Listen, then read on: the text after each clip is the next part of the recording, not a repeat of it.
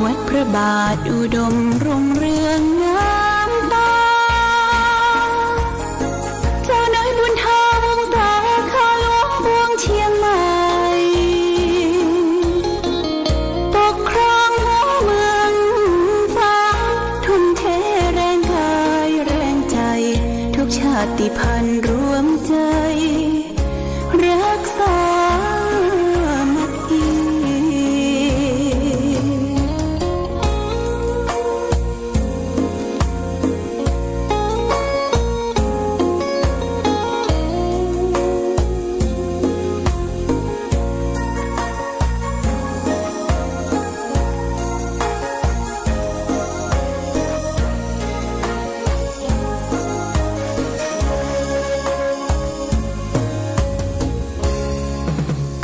เป็นวัดร้างโบราณสืบสาน2524พระมหาราชครูเกษรา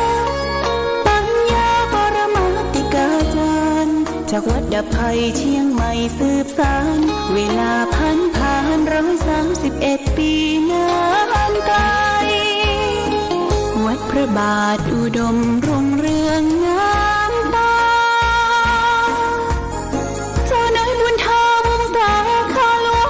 เชียงใหม่ปกครองหัวเมืองฟ้าทุ่มเทแรงกายแรงใจทุกชาติพันธุ์รวมใจรักษามัคคี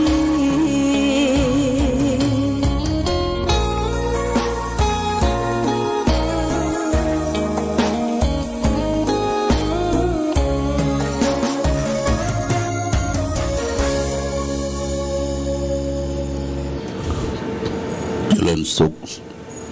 ศรัทธาสาธุชนญาติโยมท่านพุทธบริษัททั้งหลายวันนี้รายการธรรมประทีปส่องต่างก็ได้มาพบปะกับ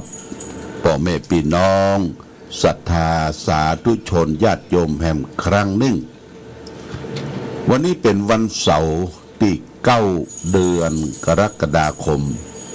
พุทธศักราช2565ซึ่งตรงกับเดือน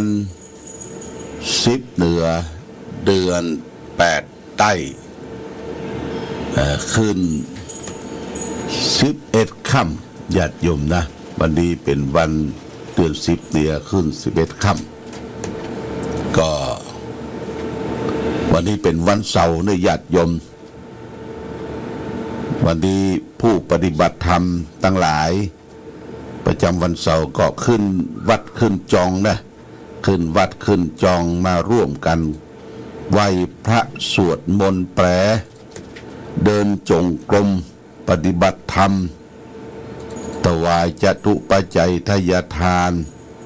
ข้าวน้ำปัจจัยที่บริเวณวัดพระบาทอุดมบนสำนักวิปัสสนาณบ่อสาวาพอถึงวันเสาร์คราวใดเวลาใดเขาก็มาร่วมมาจุมกันนอกจากที่ว่าเขามีพระอิฐพระอิฐนักโอ้บ่ได้ไปหลวงพ่อตุลุงบ่ได้ไปพระอิฐมันนักบางคนนี่มันอิฐแต่นะญาติโยมอิฐมันมีเวลาที่จะได้พักได้ผ่อนแม้แต่ไปผ่อนอกผ่อนใจไหว้พระก็เวลาอิฐธุรกิจนะเวลาอิฐญาติโยมมันอยู่ที่เฮาและท่านทั้งหลายได้กำหนดเอาว่าช่วงไหนเวลาไหนเฮาจะบริหารจัดการกับชีวิตของเฮาเนี่ยให้เป็นช่วงที่เฮาจะต้องเสาะแสวงหาเพิ่มพูนสติปัญญาให้เกิดมีความสุขทุกยิ่งทุกอย่างทุกสิ่งทุกอย่างที่เฮาไขว่คว้าหาถึงวันเนี่ยมันหาที่ตึกบ่ได้ญาติโยมนะหาที่ตึกบ่ได้เดี๋ยวอยากได้นั่นเดี๋ยวอยากได้นี่จิตมันไปใจมันไปจิปะทะบางคนก็คิดถึงว่าโอ้ เวลาทำการทำงานจะเกษียณอายุแล้วจะไปอยู่ที่ไหนจะไปทำอย่างใด ญาติโยม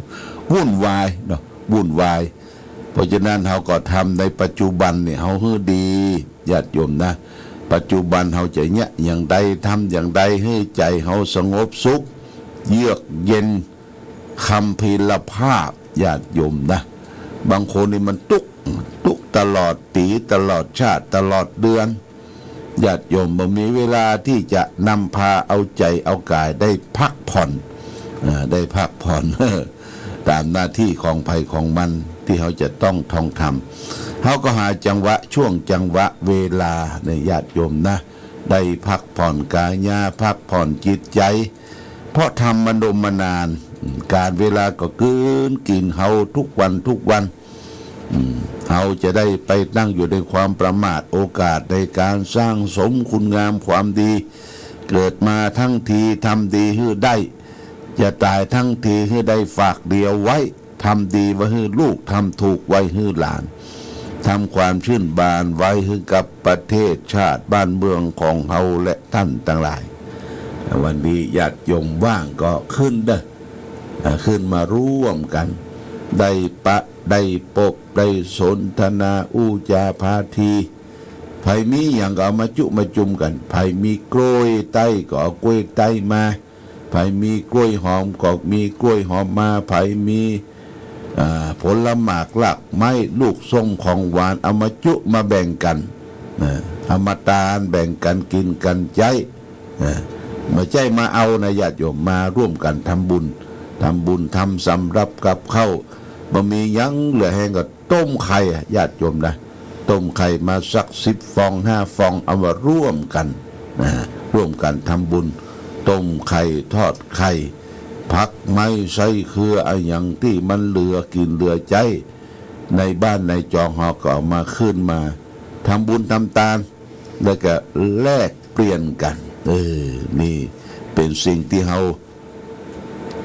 เริ่มทำบุญเริ่มให้ทานเริ่มให้เริ่มบริจาคเนี่ยญาติโยมการให้การบริจาคญาติโยมจะไปจมนะถ้าเฮาให้ทานไปจะไปจมเดี๋ยวค่าน้ำมันลดเดี๋ยวค่านั่นค่านี่จิปาทะจมแล้วก็ใจเฮาก็บูดด้วยใจบูดแล้วก็หน้าตาบูดบึ้งไปบังงามละโอ้หน้าตาบูดบึ้งเบี้ยวญาติโยมหน้านิ้วคิ้วขมวดตาลตยจมตยนี่ญาติโยมนะตาลตยจมตยนี่โอ้บ่ได้บุญเนาะบุญคืออย่างบุญคือความสุขสงบจิตใจเฮาบุญจากการให้บุญจากการรักษาศีลบุญกาดจางปั้มเพ็งเจริญสมาธิภาวนานี่บุญจะนำพาตะวานี่ญาติโยมไปจังใหม่ตั้งแต่เจ้าตะวานี่นะเดินทางไปร่วมในการทำบุญสมโภชองค์พระเจ้าเกาตื้อตีวัดสวนดอกพระอารามหลวงถึงท่านเจ้าคุณนิมิตรหรือท่านพระครูท่านเจ้าคุณพระราชชัชมุนีพระราชชัชมุนีท่านเจ้าวาดเจ้าคณะอำเภอเมืองเปิ้นได้ปิดทององค์พระเจ้าเกาตื้อ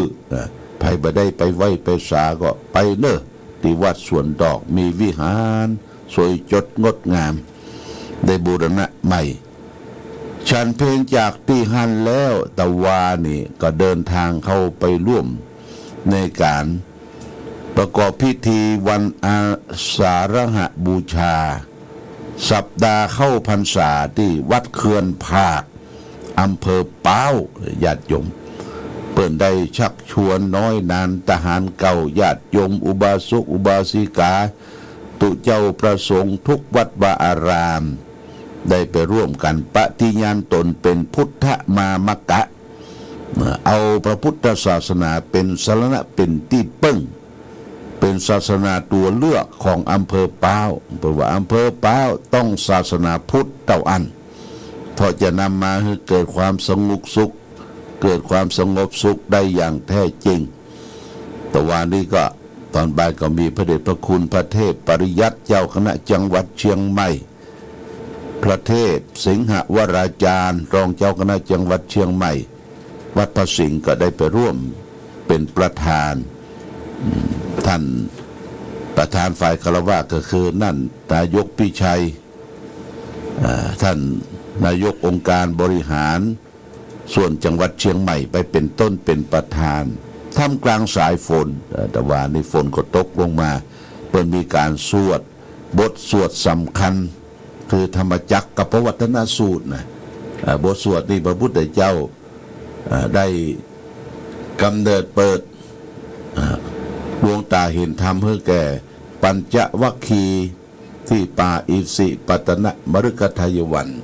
วันอาสาฬหบูชาหลังจากนั้นก็ได้ปิก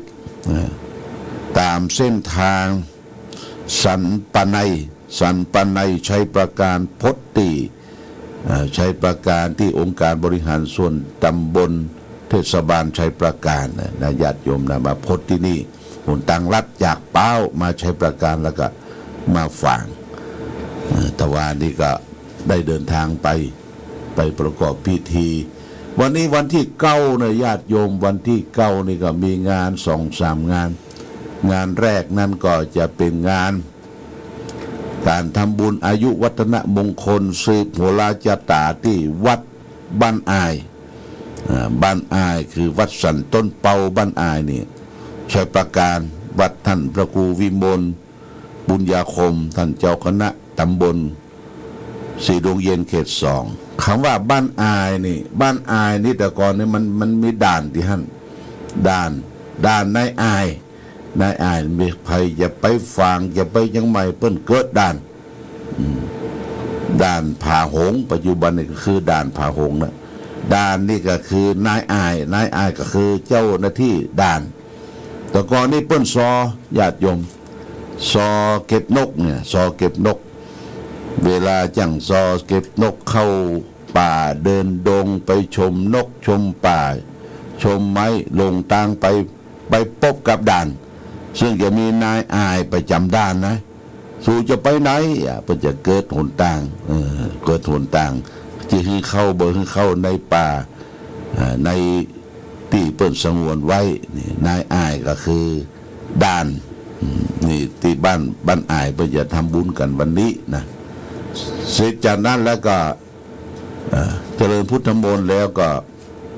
ถ้ามันฉันเพลก็ตันฉันเพลถ้าบัดฉันเพลก็จะปิกมาก่อนญาติโยมก็ได้แจ้งว่าเพิ่นจะมาตานเตียนนิมนต์หลวงพ่อไว้ที่พระเจ้าหลวงวัดพระธาตุศรีมหาโพธิโพธารามตุปียังกระจ้วยเพี้ยวศาลาดังพระเจ้าหลวงกำเพิ่นจะมาตานเตียนเวลาเที่ยงวันนี้หลังจากนั้นมาก็จะได้ลงมาร่วมพิธีตอนบ่ายนี้จะมีการเป๊กบวชที่วัดพระบาทอุดมเนี่ย4 รูปเป๊กบวช4 รูปเป๊กบวชแล้วตอนค่ำ4 โมงก็จะไปร่วมทำบุญเป็นเจ้าภาพในงานศพของเลขาเจ้าคณะอำเภอเสมิงวัดงามแมงนะญาติโยมก็จะปิกบ้านเฮาก็ปุ้นปลาเข้าไป2 ทุ่ม3 ทุ่มเมื่อคืนนี้นี่ก็คืองานที่จะต้องทำนะตามหน้าที่ของไผของมันญาติโยมวันนี้จะเอาธรรมะทางสุขใจมาฝากคือญาติโยมเอาเรื่องราหูบังจันทร์ราหูบังจันทร์นี่เป็นจะได้ญาติโยมฟังแล้วก็คิดกับพิจารณานำไปใช้ในชีวิตประจำวันเปิ้นบอกว่าในเวลากลางคืนเนี่ยถ้าเป็นข้างขึ้นเวลาข้างขึ้นก็มีพระจันทร์ส่องแสงสว่างประเดี๋ยวนี้มันขึ้น11 ค่ำ12 ค่ำเนี่ยเราจะแงนดูบนฟ้าถ้าฟ้าใสก็จะเห็นแสงจันทร์แสงสว่างทั่วไปบรรยากาศของโลกที่มันมืดจนเกินไปเพราะมีแสงจันทร์กระทั่งเมื่อเกิดความระรื่นตาละเลิงใจเป็นอันมากเพราะเป็นแสงที่นวลญาติโยมนะเขามองหันชัดยิ่งในวัน เดือนเพ็งด้วยแล้วเนี่ยความน่าพิสมัยของจันทร์เจ้ายิ่งก็มากขึ้นทำให้เกิดอารมณ์ฝันแก่นึกฝันทำให้เกิดอารมณ์นักแก่นักรักทำให้เกิดความสงบเย็นแก่ผู้บำเพ็ญพรตใดได้โดยทีเดียวนะในบางครั้งญาติโยมพระจันทร์อันเจิดจ้าเนี่ยถูกศัตรูเข้ามาบดมาบังทำให้เสียทำให้มืดชั่วไปชั่วยามได้เหมือนกันศัตรูนั้นก็คือโลกแต่โบราณเรียกว่าราหูญาติโยมแต่ในยุคที่โลกเฟื่องฟูด้วยวิชาดาราศาสตร์เรียกว่าเอาความมืดของโลกเนี่ยเอาเงาของโลกไปทาบดวงจันทร์ทำให้มันมืดมิดไปในชีวิตของคนเฮาก็มีปัญหาเหมือนกับดวงจันทร์ดวงอาทิตย์ส่องแสงอยู่ในจักรวาลแห่งความดวงจิตชีวิตของคนเราก็บ่มืดจนเกินไปทำให้เกิดเห็นพิษเป็นพิษเห็นทุกข์เป็นทุกข์เพราะปัญญาแท้ๆเมื่อทำให้บทบาทแห่งชีวิตของคนเฮาน่าดูน่าอยู่ไปถึงไหนก็ผู้นิยมชมชอบว่าเฮามีแสงสว่างของจิตใจแต่ในบางครั้งเนี่ยญาติโยมเงาผู้มีฤทธิเดชอันเกรียงไกรเพราะสติปัญญาแหลมคมนั้นถูกบดบังด้วยอำนาจจากเพศตรงกันข้ามเสียแล้วจิตใจที่เคยบันเจิดจ้าเลิศล้ำด้วยเหตุด้วยผลก็กลับมืดมนอนทการนะญาติโยมนะมืดมนอนทการด้วยอำนาจแห่งเงาผู้นั้นมาปิดบังเสียต่อจากนั้นเขาก็จะทำท่าอะไรอย่างทำผิดถูกไปตามอารมณ์ฉะนั้นถ้าเป็นผู้หญิงใจก็จะเป็นราหูในชีวิตของเธอถ้าเป็นแม่หญิงผู้หญิงก็ทำให้ฉลาดปราดเปรียงจะสปราดปราดเปรียงสักเปลืองใดถ้าว่าหลอนได้รักผู้ชายคนใดแล้วก็หัวปักหัวปั๊มจนที่สุดหัวใจยอมร่มจมหัวจนท้ายหมดชีวิตและสติปัญญาที่มีอยู่ก็เหมือนหามีไม่ในหมู่ผู้ชายอกสามศอกผู้หญิงที่เป็นราหูในชีวิตของเขาลองได้มีแม่หญิงเข้ามาปิดบังบทบาทกุมชีวิตแล้วก็เหมือนกับราหูเข้ามากำบังทำให้เกิดความมัวมืดไปได้เช่นเดียวกันความเจริญรุ่งเรืองที่เคยมีอยู่ก็จะอับเฉาไปจนกว่าจะพ้นจากเงามือแห่งราหูของชีวิตดังกล่าวเนี่ยญาติโยมความหลงเนี่ยนะความหลงเนี่ยมันเป็นเงาบางคนประจายเนี่ยประตอกสามศอกมาอกสามศอกบายบอซับลายโคโลนึกว่าโอ้มันมีอย่างมาบดบังถูกเงาราหูของผู้หญิงมาบดบังเนี่ยอ่อนเพียแรงไปหมดเนี่ยอย่างบ่ถูกสับเปะสับปะญาติโยมบางคนก็ไปเปิ่งเหล้าเปิ่งยาเสียอกเสียใจกับคนที่มาบดบังนี่บดบังชีวิตเหมือนเงาราหู เงาราหูมาบดบังเนี่ยญาติโยมไผเตือนไผบอกไผว่าบ่ฟังหรอกถ้าผู้หญิงมาบดบังเนี่ยมันหลงล่ะหลงนะถูกครอบงำด้วยความมืดของราหูเพราะฉะนั้นเปิ้นจึงมีหาสิทธคาถาได้กล่าวว่าเตชะวาปิหิหะโรวิจักขโนสักกะโตพหุชนัสสะปูชิโตนารีนังวสังคโตนะภาสติราหุนาอุปหโตวะจันทิมาผู้ที่มีเดชมีปัญญาเฉียบแหลมอันเป็นอันมากมีความรู้ความสามารถสุขสักการะบูชาถ้าตกอยู่ในนาบของสตรีเสียแล้ว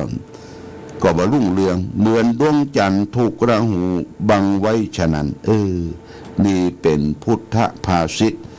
จากอสิติวรรคชาดกคุตตกนิกายที่พระพุทธเจ้าได้ตัดเทศนามาเป็นข้อคิดสะกิดเตือนใจที่เราจะนำมาประพฤติปฏิบัติวันนี้เอาเรื่องราหู บังจันทร์เนี่ยญาติโยมนะราหูบังจันทร์โล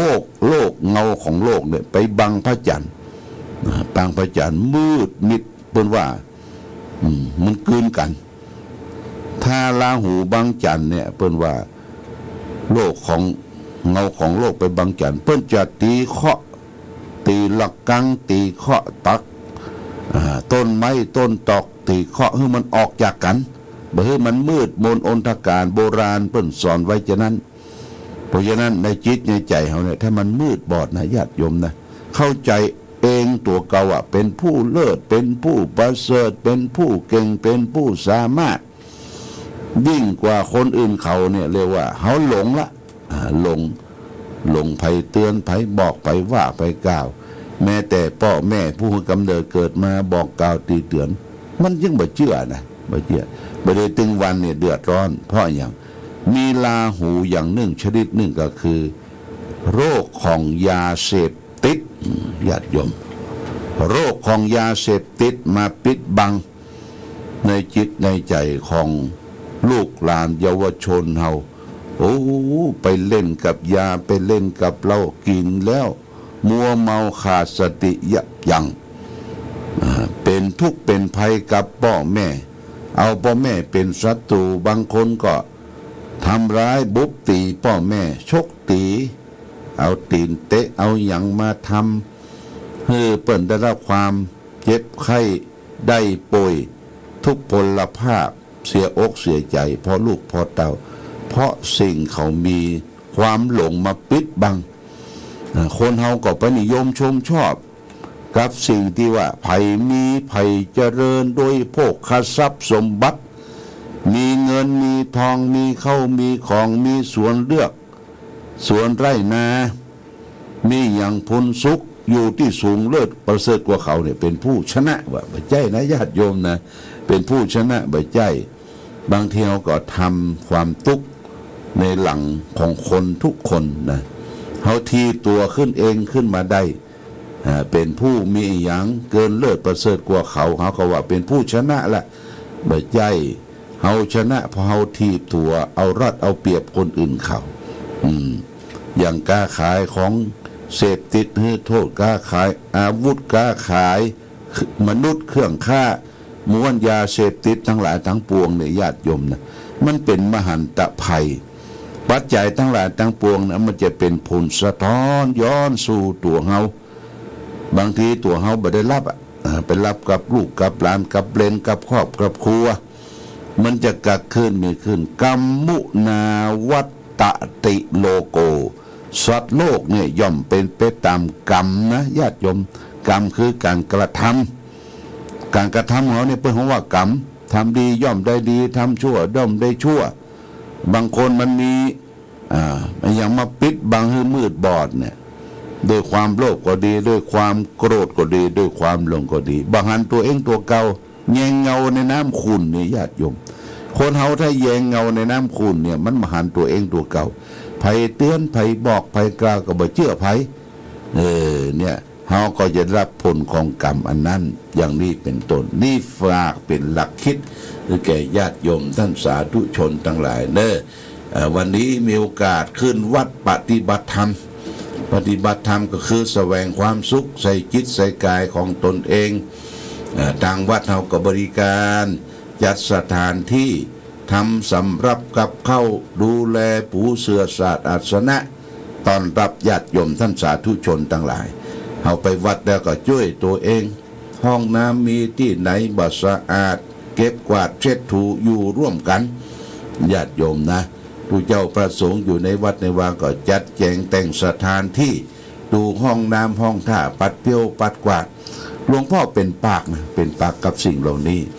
บางทีเป็นปากกับพระกำเนินบอกนั่นบอกนี่เพราะว่าเขาหูหน้าที่แต่ไม่ได้ทำหน้าที่ญาติโยมรอเปิ้นบอกเปิ้นกล่าวนี่เขาก็มีอย่างเขาทำไปเถอะญาติโยมบ่เสียหายบ่เสียดายชีวิตที่มีประโยชน์ต่อวัดวาอารามสังคมโลกปัจจุบันนี่ฝากไปเอาละวันนี้รายการธรรมประทีปส่องตางได้มาพบญาติโยมท่านสาธุชนทั้งหลายก็พอสมควรแก่เวลา เมื่อคืนวันเสาร์ทุกเสาร์นี่จะได้ออกรายการธรรมะสี่แผ่นดินนะญาติโยมนะถ้าไปเปิดฟังรายการหรือจะดูทางไลน์ดูทางเฟซบุ๊กก็ได้นะออกรายการตั้งแต่8 โมงถึง 9 โมงร่วมกับครูบาอาจารย์พระเจ้าประสงค์หลายตนหลายองค์ออกรายการทางออนไลน์หันทั้งภาพหันทั้งเสียงอู้จากันในเฟซบุ๊กรายการเฟซบุ๊กออกรายการกลางคืนทุกวันเสาร์นี่ก็แจ้งญาติโยมท่านสาธุชนทั้งหลายรับทราบวันนี้รายการธรรมะประทีปส่องต่างต้องขอลาก่อนขอผู้ฟังจงตั้งมั่นจิตหันษา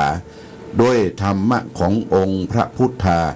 ได้นำพาให้เกิดความสุขสงบเย็นขอเจริญพร